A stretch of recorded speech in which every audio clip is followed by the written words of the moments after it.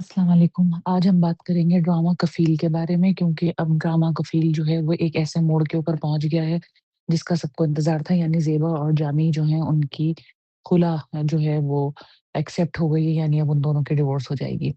एक बात जो मुझे इस ड्रामे के अंदर बहुत ज़्यादा फ़ील होती है ना वो ये कि मुझे ऐसा लगता है पर्सनली कि उमैरा अहमद ने ये ड्रामे जो जितने भी पहले ड्रामे लिखे सब बड़े ज़बरदस्त ड्रामे थे। और उनके अंदर जो एक फैक्टर था वो ये था कि मर्द को कफ़ील बनाया था और औरत जो थी वो फाइनेंशियल ख़ास तौर पे और केयर के रिसीविंग एंड के ऊपर थी और मर्द जो था वो गिविंग एंड पे था। यानी औरत घर सँभाल रही थी, मर्द बाहर का काम कर रहा था। लेकिन मुझे ऐसा लगता है कि कफ़ील की कहानी भी एक्चुअली इसी किस्म की कोई कहानी उन्होंने लिखी होगी, लेकिन क्योंकि आजकल आप देखें जितने पाकिस्तानी ड्रामा आ रहे हैं, सब में एक फेमिनिज़्म का अंसर है, बिला वजह का एक नैरेटिव जो है वो ठूँसा जा रहा है लोगों के सर पे कि औरतें जो हैं वो इंडिपेंडेंट हो जाएँ, बाहर निकल जाएँ, जिसके मैं खिलाफ नहीं हूँ। मैं सिर्फ़ ये कि इस बात को कहती हूँ कि अपने हालात, अपनी सिचुएशन देख के इंसान जो है वो कदम उठाए, बेवकूफ़ों वाली हरकतें ना करे। अगर आपका हस्बैंड अच्छा कमा रहा है और वो नहीं चाहता कि आप बाहर नौकरी करें, तो आप जो है घर बैठ के भी कुछ सेविंग कर सकती हैं, उसकी अर्निंग के अंदर से। तो ज़मीन हो सकती है, पैसे, ज़ेवर सोना, इस तरह की कोई चीज़ भी इंसान कर सकता है। कोई ज़रूरी नहीं है कि आप कमाने के लिए ही खड़ी हो जाएँ, ये सोच-सोच के कि नहीं जी कल को मियाँ मर जाएगा तो मैं क्या करूँगी? तो हर इंसान को अपनी सिचुएशन के हिसाब से काम करना चाहिए कि आपकी सास भी आपसे नाराज़ है, नंद भी नाराज़ है, बच्चे भी इग्नोर हो रहे हैं, लेकिन आप कमा रही हैं, बाहर खड़े हो।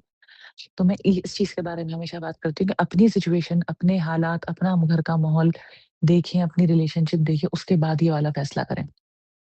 खैर, ये एक तरफ की बात होगी लेकिन मैं ये कह रही थी कि जो एक नैरेटिव आजकल डाला जा रहा है औरतों के ऊपर वही कि सब बाहर निकलो, सब कमाओ, मियाँ की बात नहीं सुनो, एक फैमिली सिस्टम तोड़ा जा रहा है, तो उस चीज़ का दबाव मुझे लगता है कि इस ड्रामे के राइटर पे था जिस वजह से उन्होंने इसके अंदर ख़ास तौर पे जो सैफ की फैमिली है इसका पूरा का पूरा उन्होंने किरदार जो था वो बहुत ही अननेसेसरी सा या ये कि वो एक्टर इतने ज़्यादा बुरे हैं, इतने ज़्यादा नए हैं और उनकी जो सिचुएशन है, जिन पे तरस आना चाहिए तरस में नहीं आ रहा, जिन पे गुस्सा आना चाहिए उन पे गुस्सा नहीं आ रहा, वाली कैफ़ियत है। बच्चों का जो उन्होंने थोड़ा-सा इसके अंदर घुसेड़ दिया है उनसे, वो इतना ओवर हो गया है कि इस कहानी का पार्ट नहीं लगता।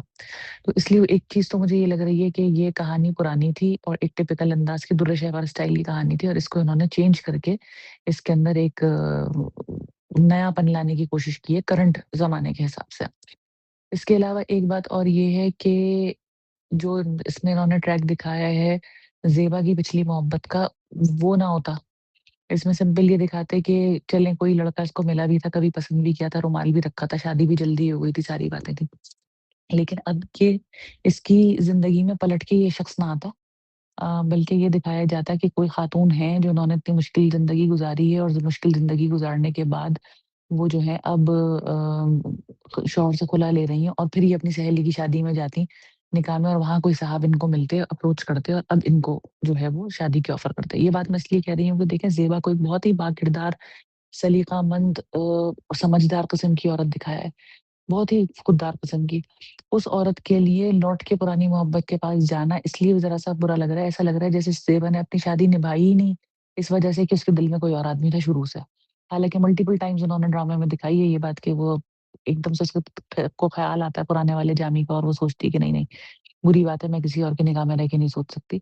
तो ये चीज़ फिर दिखानी ही नहीं थी। ये इस तरह से दिखाना था कि कोई नया आदमी इसकी ज़िंदगी में आता और वो देख के कि ये कितनी समझदार सी खातून है और किस कदर सलीक़े-मंदी से और अपने जिसे कहते हैं कि सफ़ेद-पोशी का भरम रख के ज़िंदगी गुज़ार रही हैं और माशाअल्लाह 4 इनके बच्चे हैं, तो लाओ मैं इनका सहारा बनूँ। वहाँ पर ज़ेबा के लिए इज़्ज़त और एहतराम बढ़ जाती है लोगों की। अभी एक अनसर ये आ रहा है कि ज़ेबा क्योंकि किसी और शख्स को पसंद करती थी, इस वजह से वो सारी ज़िंदगी अपने घर में और जामी में दिल लगा ही नहीं सकी। जब पहली दफ़ा उसने सेहरा ऊँचा किया था और इसने उसकी शक्ल देखी थी, तब से इसको ये आदमी नापसंद था, बस ये उसे उसके साथ इसका दिल का रिश्ता नहीं हो सका। एक बात हो गई। दूसरी बात ये कि 4 बच्चे का जहाँ तक ताल्लुक है, हर आदमी कह रहा है कि जी 4 बच्चे क्यों, 4 बच्चे क्यों? देखिए उसमें एक फैक्टर ये है कि जिन फैमिलीज़ में इस तरह लड़ाई-झगड़ा होता है, मियाँ-बीवी की नहीं बनती, वहाँ अमूमन बच्चे ज़्यादा होते हैं, अक्सरियत लोगों ने कहा। उसकी मैं एक वजह ये बताऊँ कि ये कभी भी नहीं होता कि मियाँ जो है वो कॉम्पेंसेट करने के लिए कि अच्छा चलो मैंने सुबह बीवी को झाड़ दिया था या 10 दिन से खर्चा नहीं दिया, लाओ मुझसे 2 प्यार मोहब्बत के लम्हे गुज़ार लो, इसलिए नहीं। जामी को का जो कैरेक्टर है वो एक ट्रू नार्सिसिस्टिक कैरेक्टर है। हम इससे पहले बहुत सारे ड्रामों में बहुत सारे लोगों को नार्सिसिस्ट कह चुके हैं जो कि नार्सिसिस्ट नहीं थे, लेकिन Jami is a true narcissist क्योंकि वो अब खुद पसंदी का शिकार है और उसके अंदर किसी किस्म का पछतावा नहीं है। उसको किसी दूसरे आदमी के नुकसान का कोई एहसास नहीं है। नार्सिसिस्ट का ये प्रॉब्लम होता है। तो उसमें ये है कि ये शख्स जब बीवी के साथ इंटीमेट होता है इस पॉइंट ऑफ व्यू से कि औलाद के पॉइंट ऑफ व्यू से, तो उस वक़्त इसके दिमाग में ये होता है कि देखो तुम एक हक़ीर ज़लील चीज़ हो, जब चाहो मैं तुम्हें कंट्रोल कर सकता हूँ और तुम्हारे ऊपर अपना हक भी जता सकता हूँ, अपना हुक्म भी चला सकता हूँ, अपनी मर्दानगी भी तुम्हारे ऊपर इम्पोज़ कर सकता हूँ। तो ये जो ज़्यादा बच्चों वाला आंसर लोग बार-बार कह रहे हैं, वो ज़्यादा बच्चे इसलिए होते हैं, वो कोई प्यार के लम्हात नहीं होते, बल्कि वो एक मर्द का की तस्कीन होती है कि देखो मैंने कैसा इस औरत को बड़ा इतरा रही थी ना कि कमा कर लाई है बड़ा, ये देख कैसा मैंने 1 मिनट में इसको ज़ेर किया, कैसा मैंने इसको जो है ना अपने काबू में किया। तो ये वो वाली चीज़ है। ख़ैर ये टॉपिक थोड़ा ऑकवर्ड है इसलिए मैं इसके बारे में ज़्यादा नहीं बोलना चाह रही, लेकिन इसके पीछे क्या रीज़न है ये मैं ज़रूर बताना चाह रही थी। एक बात और इसके अंदर ये है कि सीरियसली स्पीकिंग इस ड्रामे का नाम लव मैरिज होना चाहिए था, क्योंकि इसमें सिर्फ़ एक मसला है, पसंद की शादी। ज़ेबा का मसला ये था कि पसंद की शादी नहीं हुई, जामी का मसला ये था कि पसंद की शादी नहीं हुई, अस्मा का मसला ये था पसंद की शादी नहीं हुई, सुबक का मसला है पसंद की शादी नहीं हुई, दनीन का मसला है पसंद की शादी नहीं हुई, जवेरिया का मसला है पसंद की शादी नहीं हुई। तो इस ड्रामे का नाम होना चाहिए था पसंद की शादी कितनी ज़रूरी। तो अब सुबुक वाला जो ट्रैक है और सेहत वाला ट्रैक है, अगर आप उसको बराबर-बराबर रखें, दनीन बहुत अच्छी लड़की है और वर्दा बहुत खराब लड़की है, ये बात अपनी जगह पर है। लेकिन जो ज़िंदगी की हकीकतें होती हैं, वो ज़िंदगी की हकीकतें होती हैं। जिस तरीके से वर्दा सैफ से शादी करके लव मैरिज ही थी ना सैफ की तरफ से, शादी करके और ज़बरदस्ती वो इसके घर में आ गई, लेकिन एडजस्ट नहीं हो पाई क्योंकि सैफ सुबह, दोपहर, शाम ज़रूरतें पूरी करने की कोशिश करने के बावजूद नहीं कर पा रहा। इसी तरीके से अगर दनीन शादी करके सुबुक के घर आ जाएगी, तो वर्दा के भी पेरेंट्स कह रहे थे सपोर्ट करने के लिए, वो भी कह रहे थे कि हम गाड़ी दे देते हैं, ये दे देते हैं, सैफ राज़ी नहीं था। इसी तरीके से सुबुक राज़ी नहीं है, अपने ससुराल वालों से कुछ लेने के लिए। तो दनीन तो इसके घर आके फिर क्या करेगी? ये जो उसका शौहर होगा सुबुक, ये तो 1 रुपया का खर्च खर्च नहीं कर सकेगा बीवी के ऊपर, उसके ऊपर ज़िम्मेदारियाँ माँ की, बहनों की, जैसे कि सैफ के ऊपर है। और जब ये खर्चा नहीं कर सकेगा, वो अपने माँ-बाप से लेगी, तो खुददारी का मसला बीच में खड़ा होगा, फिर इन दोनों के बीच में झगड़े होंगे। तो ये जो ड्रामे के अंदर दिखा रहे हैं कि हर कैरेक्टर इंक्लूडिंग ज़ेबा, ज़ेबा की बहन, उसके बच्चे, दनीन के घरवाले, कि हम जाके कहते हैं, हम जाके कहते हैं, हम कराते हैं, तो क्या सोचकर राइटर पैगाम क्या देना चाह रहा है? सैफ की कहानी दिखा के दिखा रहा है कि बेजोड़ शादी नहीं होनी चाहिए, हालाँकि उनका फ़ोकस वहाँ पर सिर्फ़ ये है कि लड़की खराब है, कम हालात में भी गुज़ारा कर ले। सवाल ये पैदा होता है कि एक औरत अपनी ख्वाहिशात दबाकर कब तक गुज़ारा करे और क्यों करे? ठीक है ना? उसको भी तो ज़िंदगी में एक ही दफ़ा दुनिया में ज़िंदगी मिली है। दूसरी बात ये होती है कि प्यार, मोहब्बत और ज़रूरियात और ख्वाहिशात को छोड़ के एक चीज़ होती है औलाद। जब आपकी शादी हो जाती है, उस वक़्त आप अपनी तो हज़ार ख्वाहिशों के ऊपर कॉम्प्रोमाइज़ कर सकते हैं। औलाद की ज़रूरतों का आप क्या करेंगे? एक औरत जो बहुत अच्छे माहौल के अंदर, बहुत पैसे के अंदर, बहुत आसाइशों के अंदर पली है, जब उसकी गोद में बच्चा आएगा, तो उसका भी तो जी चाहेगा कि मैं अपने बच्चे को डायपर अच्छा वाली क्वालिटी का पिलाऊँ, दूध अच्छी क्वालिटी का पिलाऊँ, अच्छे महँगे डॉक्टर को दिखाऊँ, जो अच्छा डॉक्टर हो। महँगे से मुराद ये नहीं कि सिर्फ़ आप अननेसेसरी पैसा खर्च करने चल पड़े। अच्छे कपड़े पहनाऊँ, ब्रांडेड चीज़ें लेके दूँ, होगी ना उसकी ख्वाहिश। उसको पता है कि उसे नाना-नानी गिफ्ट कर सकते हैं, दनीन को पता होगा कि वो एक इकलौती बेटी है, अम्मा-अब्बा, लेकिन अम्मा-अब्बा कुछ लेकर आएँगे तो मियाँ की इज़्ज़त-ए-नफ्स मजरूह होगी। तो ये मामला कैसे चलेगा? वो तरस-तरस की ज़िंदगी क्यों गुज़ारेगी जो अफ़ोर्ड कर सकेगी डायपर, उसको लगेगा कि मैं अपनी आसानी क्यों ना करूँ, मैं क्यों उस बच्चे को जो है वो 2 वक़्त पोतड़ा पहनाऊँ क्योंकि मेरा मियाँ जो है वो डायपर अफ़ोर्ड नहीं कर सकता। क्यों करे एक अमीर घर से आई हुई औरत ये सब कुछ, क्यों बर्दाश्त करे? तो ये बेजोड़ शादी, फिर एक बेजोड़ शादी होगी, तो इसके अंदर ये जो सुबुक वाला ट्रैक है, इसमें सुबुक का फैसला बिल्कुल ठीक है। मुझे पर्सनली उस लड़के की एक्टिंग ज़्यादा अच्छी नहीं लगती, मुझे वो बहुत छोटा बच्चा लगता है। प्यार मोहब्बत शादी वाली कैफ़ियत में नहीं लगता। लेकिन ये है कि उसका जो फैसला है वो बिल्कुल ठीक है, कि ये एक बेजोड़ दूसरी बात ये है कि आखिर शादी की जल्दी क्या है? ना इसकी उम्र निकली जा रही है, ना उसकी उम्र निकली जा रही है। आप देख लें वो लड़का कोई ढंग की नौकरी करने लगे, उसकी बहनों की शादी ब्याह हो जाए, उसके बाद होती रहेगी शादी। इस वक़्त क्या बेचैनी है शादी की, बच्चों की शादियाँ करने की? मुझे ये बात भी समझ में नहीं आई। दूसरी बात जहाँ तक ज़ेबा का ताल्लुक है, ज़ेबा भी उनकी फूप्पी भी बच्चों की मुसलसल कह रही है कि बड़े लायक पढ़े-लिख के बच्चे हैं। क्या लायकपन दिखाया है उन्होंने? कौन-सी डिग्रियाँ उन्होंने हासिल कर ली हैं, कौन से उन्होंने जो है वो कोई ऑफ़िस क में नौकरियाँ कर ली हैं, किसी अच्छी फ़र्म में वो लगे हुए हैं, कोई उन्होंने अच्छे किस्म के डेज़िग्नेशंस के ऊपर उन्होंने कोई जॉब्स कर ली हैं, कोई यूनिवर्सिटियों में टॉप कर लिया है, कोई गोल्ड मेडल लेकर आ गया है। क्या किया है उन्होंने? कुछ भी नहीं किया। बड़ी बेटी ने क्या किया? जब बड़ी बेटी को उस लिपस्टिक वाले लड़के ने ऑफ़र करी शादी की, तो उस लड़की को कहना चाहिए कि भई कहाँ से तुम पेरेंट्स भेज रहे हो? मैं तो अभी नौकरी करूँगी, अपने माँ का साथ बटाऊँगी, भाई के साथ मिलके कमाऊँगी, बहनों की शादियाँ करूँगी वगैरह-वगैरह। नहीं, वो तो झटपट शादी के चक्कर में लग गई। बाकी दोनों बेटियों की भी शादी, शादी, शादी। सेवा ने क्या सीखा अपनी ज़िंदगी से? जब खुद इसकी शादी जल्दी हो गई तो इसने परेशानी उठाई, तो वही सेम चीज़ इसने अपनी औलाद के लिए भी कर ली कि शादी कर लो, अमीर लड़का ढूँढो, शादी कर लो। हर आदमी को आप ये देखिए इसमें बेजोड़ वो हो रहा है, सैफ को अमीर लड़की मिल गई, सुबुक के पीछे अमीर लड़कियाँ पड़ गईं, अब जवेरिया के पीछे अमीर लड़का पड़ गया, जवेरिया को रिश्ता अमीर लड़के का मिल गया, ज़ेबा जो है इनकी शादी करीब आदमी से रूठ के अमीर वाले जामी से हो गई। मकसद क्या है? इस पूरे ड्रामे की कहानी का मकसद क्या है?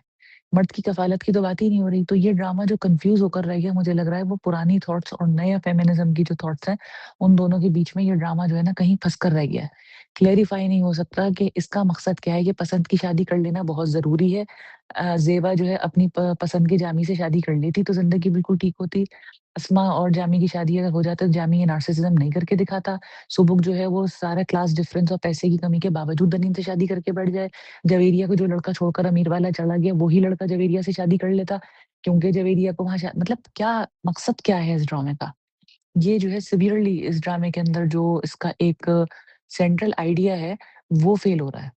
हर और एक चीज़ मैं और बहुत ज़रूरी कहना चाहूँगी कि देखें ज़ेबा की जो खुला हो गई, बहुत अच्छा फैसला हो गया, बहुत पहले हो जाना चाहिए था, इस बात से कोई आदमी इनकार नहीं कर सकता। लेकिन तलाक को सेलिब्रेट करना, खुश होना, ये एक अलग बात है। कोई नहीं कह रहा कि बैठ के आटा आँसू बहाओ और रोते रहो। मैंने बहुत लोगों के कमेंट पढ़े जो ये कह रहे हैं कि जी आप जो हैं वो त पुराने ज़माने की औरतें जो हैं वो रोती हैं और अब तो लोग सेलिब्रेट करते हैं। तलाक वो वाहिद ऐसा अमल है जो जायज़ है लेकिन अल्लाह के नज़दीक सबसे ज़्यादा नापसंदीदा है। तो जो चीज़ अल्लाह के नज़दीक सबसे ज़्यादा नापसंदीदा है उसके मुताल्लिक ये कहना है कि इस पे खुश हो और सेलिब्रेट करो, ये बात गलत। आप चुप भी होके बैठ सकते हैं। दो ज़िंदगी में सिर्फ़ 2 ही बातें तो नहीं होती ना कि एक अंधेरा है, एक उजाला है, रुके हुए हैं या चल रहे हैं। जो सेलिब्रेशन की बात आ रही है डिवोर्स के अंदर, तो उसमें आप ये भी हो सकता है कि आप रोएँ नहीं, आँसू नहीं बहाएँ, लेकिन आप नाच-गाने भी ना बजाएँ, शादियाने भी ना बजाएँ, केक भी ना काटें, ये भी कोई अच्छी बात नहीं है कि हम सेलिब्रेट कर रहे हैं आज़ादी को। This is a very wrong perception in our society these days कि ये कहना कि जी हम डिवोर्स को सेलिब्रेट करने के लिए चले जा रहे हैं। थोड़ा-सा इंसान को मज़हब का ख़्याल रखना चाहिए। कोई कुछ भी कहे, कितना भी कहे कि ये बात पुराने ज़माने की है, जो भी है, लेकिन जो चीज़ें रिलीजियस हैं, वो रिलीजियस हैं, वो अपनी जगह के ऊपर वैलिड हैं, उनसे कोई आदमी जो इनकार कर रहा है, वो गलत कर रहा है। इसको कोई आदमी भी ठीक नहीं कह सकता।